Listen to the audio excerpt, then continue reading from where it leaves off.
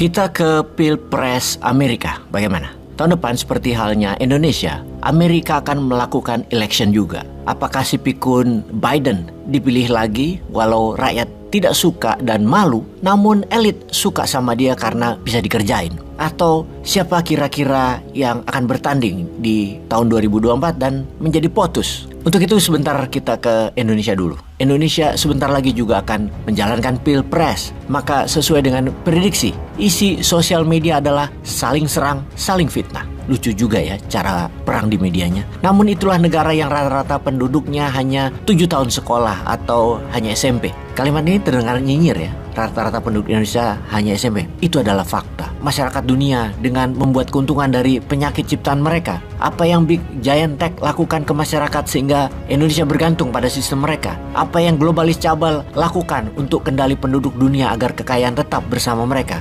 Atau apa yang negara superpower lakukan untuk negara lain agar tidak bisa kuat dan harus bergantung pada mereka? Karena kesederhanaan berpikir masyarakat yang sangat minim pengetahuan akademisnya, sulit untuk memahami hal-hal seperti itu. Maka tahun depan, tahun 2024 adalah tahun politik Indonesia, di mana bulan Februari 2024 adalah Pilpres yang kemungkinan besar hasilnya adalah remis, alias akan ada babak kedua di bulan Mei 2024. Jadi kita masih akan bising selama 6 bulan ke depan urusan kepresidenan. Lalu bulan September sampai November ramai pilkada daerah dan mulai kampanye lagi, di mana kira-kira ada 350-an wilayah yang akan memilih kepala daerahnya dari 550-an wilayah Indonesia yang menggunakan pemilihan langsung seperti gubernur, bupati, dan wali kota. Jadi sampai akhir tahun 2024 akan bising kampanye. Bisa dibayangkan, saling jelekkan, saling fitnahnya akan masih banyak banget pastinya ya. Jadi kita lebih baik bahas geopolitik dunia. Kita ke Amerika. Dalam narasi jauh sebelum ini, Bosman membahas seorang tokoh karakter baru dalam kandidat presiden Amerika keturunan India,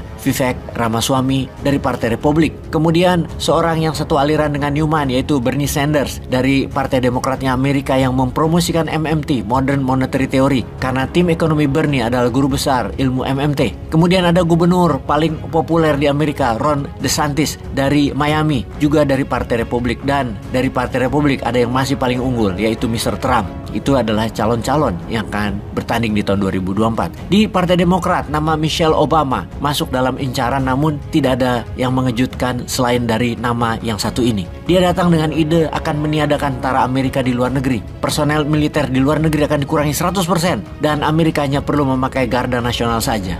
Oke, sebentar. Kita informasikan apa itu pertahanan dan keamanan dalam negara Amerika yang tentunya beda di setiap negaranya, termasuk sistem di Indonesia. Kalau di Indonesia, keamanan itu dipegang polisi, pertahanan dipegang tentara. Tentara dengan 3 matra, darat, laut, udara. Polisi tugasnya mempidanakan ancaman, tentara tugasnya meniadakan ancaman. Di Amerika, tentara yang 4 angkatan itu outward looking, bergerak di luar Amerika. 4 angkatan adalah Navy, Marine, Air Force, dan Army. Navy adalah armada laut, Marine adalah perang daratnya angkatan laut, Air Force adalah angkatan udara, Army adalah angkatan darat. Amerika punya Coast Guard dan Space Army yang Indonesia nggak punya. Serta dalam negeri, selain polisi federal, polisi lokal, di Amerika ada Garda Militer atau dikenal dengan nama National Guard. Nah, sang calon dengan hasil survei tertinggi di usia pemilih 18-34 tahun ini ingin mengurangi angkatan perang Amerika di negara lain hingga bisa menghemat anggaran dan bisa mengurangi hutang negara sebesar 19 triliun dolar.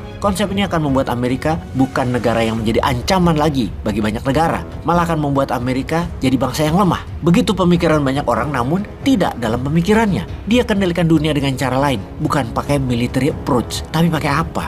Sebelum kita tuntaskan jawabannya, kita jelaskan siapa yang dimaksud. Yang nantinya dalam Pilpres dia akan masuk kemungkinan dari jalur independen, tidak melalui Partai Republik atau Demokrat. Dia adalah RFK Junior atau Robert F. Kennedy Junior, keponakan John F. Kennedy, putra dari RFK Senior, mantan Jaksa Agung Amerika. Yang menarik dari pengacara lingkungan ini adalah kesamaan visi dalam hal anti vaksin, di mana dia mempromosikan gerakan anti vaksin dan anti konspirasi kesehatan yang menguntungkan Big Giant Farmasi yang menciptakan pandemi untuk jualan obat. RFK Junior akan menggunakan jalur independen dan saat ini dibanding kandidat Biden, Trump, maka RFK Junior unggul dalam survei masyarakat.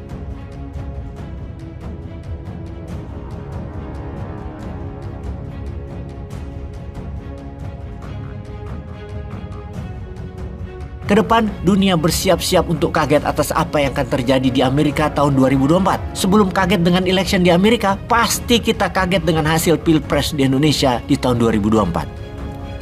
Peace.